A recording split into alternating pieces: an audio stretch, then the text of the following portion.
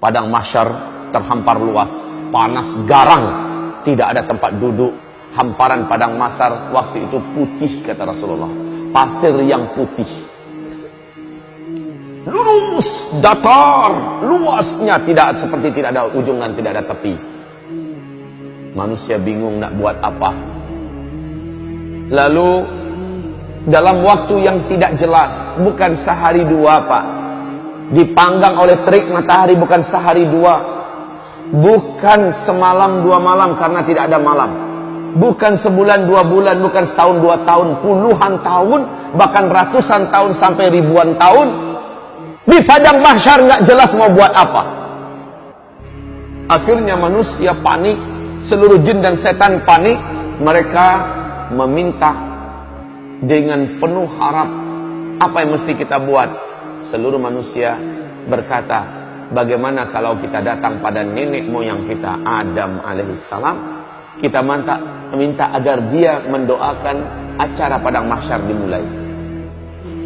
Datanglah manusia yang ada kepada Nabi Adam, wahai atuk moyang kami, wahai Adam, sudah lama kami di padang mahsyar, tak jelas dan tak tahu apa yang akan berlaku dan terjadi. Tolong doakan kepada Allah Rabbul Alamin agar acara dimulai. Adam berkata, bagaimana saya akan mendoakan untuk kalian kepada Allah? Saya sendiri pun hari ini entah selamat entah tidak. Dulu saya dilarang oleh Allah agar jangan mendekati pohon di dalam surga, ternyata malah saya makan buahnya. Hari ini saya selamat atau tidak? Pak, wallahi, demi Allah, Bapak Ibu, saat itu tidak ada orang yang berpikir tentang amal solehnya dulu. Sudah tidak ada. Orang hanya mengingat dosanya saja. Setiap orang hanya ingat dosanya saja. Orang lupa kalau dia dulu pernah haji, orang lupa kalau dulu dia pernah sholat, dia pernah puasa, lupa, yang dia ingat hanya dosanya saja. Adam berkata, maaf, saya tidak bisa mengapa-apa, tidak bisa membantu kalian, tidak bisa mendoakan kalian. Oh nafsi, wah nafsi, wahai jiwaku, wahai diriku. Maksudnya saya ini selamat atau tidak? Wahai diriku, wahai diriku. Pergilah kalian kepada Ibrahim, dia adalah Khalilullah, dia adalah teman Allah, mintakan agar dia yang berdoa kepada Allah. Semoga acara di padang mahsyar dimulai. Manusia pun berbondong-bondong meninggalkan Adam menuju mencari Ibrahim. Saat berjumpa dengan Ibrahim, mereka memohon dengan permohonan yang sama. Sama jawaban Ibrahim. Dulu di dunia saya telah berdusta sebanyak 3 kali. Hari ini saya tak tahu lidah yang telah berdusta ini ketika berdoa Allah dengarkan atau tidak. Jangan-jangan saya pun tidak selamat. Minta maaf, saya tidak bisa membantu kalian apa-apa. Saya tidak bisa. Dia berdusta 3 kali. Pada Rasulullah mengatakan dusta Ibrahim waktu di dunia dulu hak, dusta yang benar. Tetapi Ibrahim menyulitkan, menganggap itu sulit buat dirinya nanti pada hari kiamat.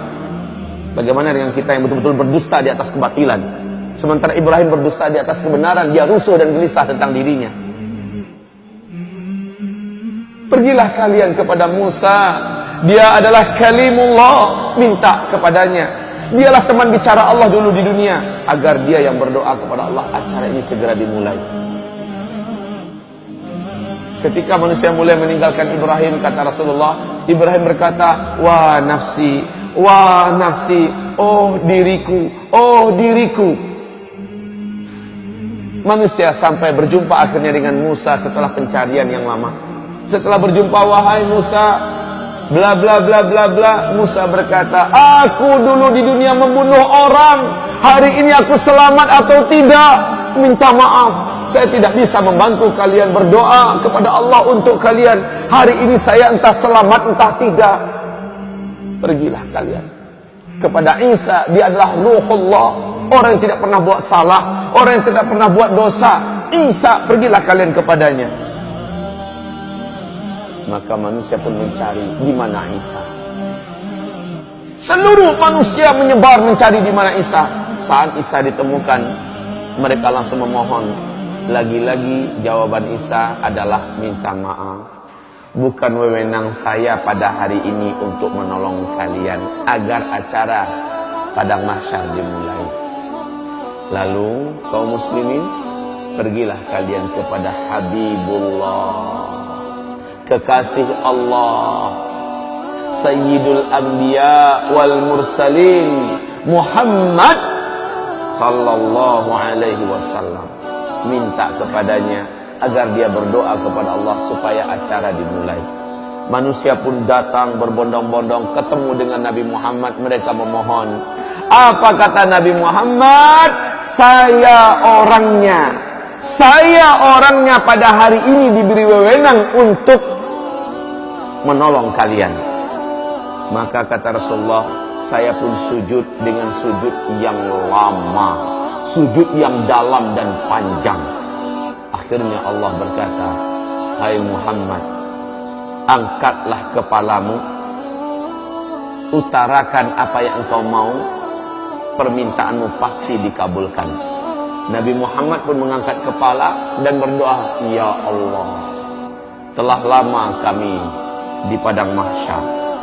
Sesungguhnya hamba-hambamu ini sudah patut dan pantas untuk mulai diurus.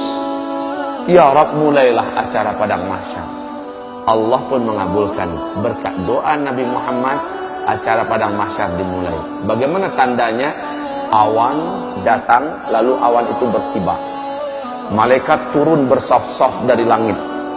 Waja'al malaku wal malaku, dan para malaikat datang saffa, dalam keadaan bersaf-saf. Seluruh malaikat diam, mulut mereka terkunci. Sementara mereka bagaikan raksasa-raksasa yang sangat perkasa di hadapan jin dan manusia yang ada di hamparan padang mahsyar. Malaikat berbaris-baris bala tentara Allah yang perkasa-perkasa, diam seperti ketakutan, pucat tegang. Malaikat saja tegang, Pak. Ketika acara dimulai, la haula wala quwata illa billah, seluruh manusia mulai tertunduk ketakutan, khususnya orang kafir. Ternyata apa yang dijanjikan Allah dulu ternyata benar. Akhirat ada, ternyata benar, padang mahsyar ada, dan ini acara akan dimulai. Kaum muslimin yang kami muliakan, berbagai macam keadaan manusia di pemandangan padang mahsyar. Kalaulah kita ada waktu, inginnya saya bercerita tentang dahsyatnya padang mahsyar, tapi waktu kita bukan untuk membahas itu sekarang. Rasulullah bersabda, akhirnya yang akan masuk neraka sudah diputuskan siapa-siapa orang. Mereka pun digiring dengan paksa oleh para malaikat-malaikat yang perkasa. Beberapa di antara mereka mencoba melarikan diri. Di mata malaikat yang mencoba melarikan itu ibarat kutu-kutu kecil. Kemana mau lari, disentil kembali. Ada yang diambil, ditendang. Kaum muslimin yang kami muliakan, akhirnya mereka diseret, lalu dibawa dan dilemparkan ke dalam neraka. Sementara orang-orang beriman dan orang munafik mengalami hisab. Setelah proses hisab, dinampakkan amalan mereka, ditanya. Setelah itu mereka ditimbang amalannya. Setelah itu mereka digiring untuk menuju ke suatu daerah yang maha gelap. Daerah tersebut diawali oleh pintu yang maha besar, bab. Di dalam surah Al-Hadid Allah ceritakan pintu itu di bagian luarnya terang, di bagian dalamnya gelap. Manusia disuruh masuk. Ketika mereka masuk, gelap gulita. Khusus orang yang beriman langsung bercahaya tubuhnya. Ada yang cahaya satu orang sebesar gunung besar cahayanya. Langsung terang benderang. Padahal dia satu orang. Ada yang satu orang hanya sebesar bukit cahayanya. Ada yang satu orang sebesar onta cahayanya. Ada yang satu orang, kata Rasulullah, hanya sebesar tangan ini cahayanya. Ada yang satu orang hanya sebesar jari telunjuk saja cahayanya. Ada yang satu orang sebesar ruas kukunya saja cahayanya. Ibarat lampu yang kecil itu, sebesar itu yang dia punya. Di kegelapan itu dia mengandalkan cahaya yang dia punya. Orang munafik tidak ada bercahaya sedikit pun dalam kegelapan. Orang yang bercahaya dapat berjalan dengan cepat menuju ke titian, menuju ke sirat yang membentang antara padang mahsyar dengan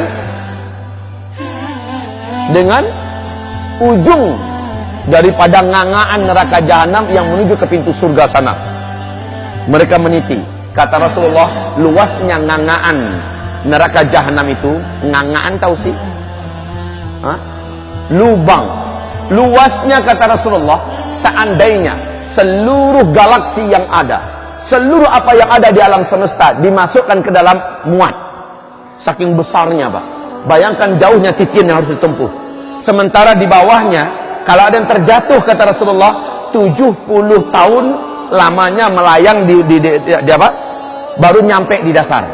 70 tahun lamanya. Kaum muslimin yang kami muliakan, hamparan yang ada tergantung pada amal orang.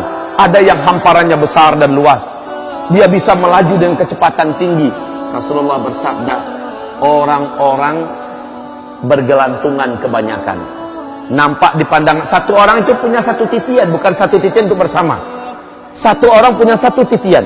Titian itu tergantung pada amalnya. Ada yang titiannya menjadi kecil dan setajam mata pedang. Itu yang harus ditempuhnya. Sementara orang yang macam ini adalah dosanya banyak dulu di dunia dan dia seorang yang beriman kepada Allah. Dosanya banyak, amalnya sedikit. Sementara kata Rasulullah, di atas titian itu dari bawah menyambar semacam kail dari api menyambar. Menyambar-nyambar. Sementara dari atas menyambar lagi yang lain. Betul-betul dalam keadaan diuji. Dan kaum muslimin, panasnya hawa dan asap neraka jahanam itu gelap, Pak. Gelap. Kata Rasulullah, sepanas-panas api yang Allah ciptakan adalah api neraka. Api yang paling panas itu berwarna hitam gelap.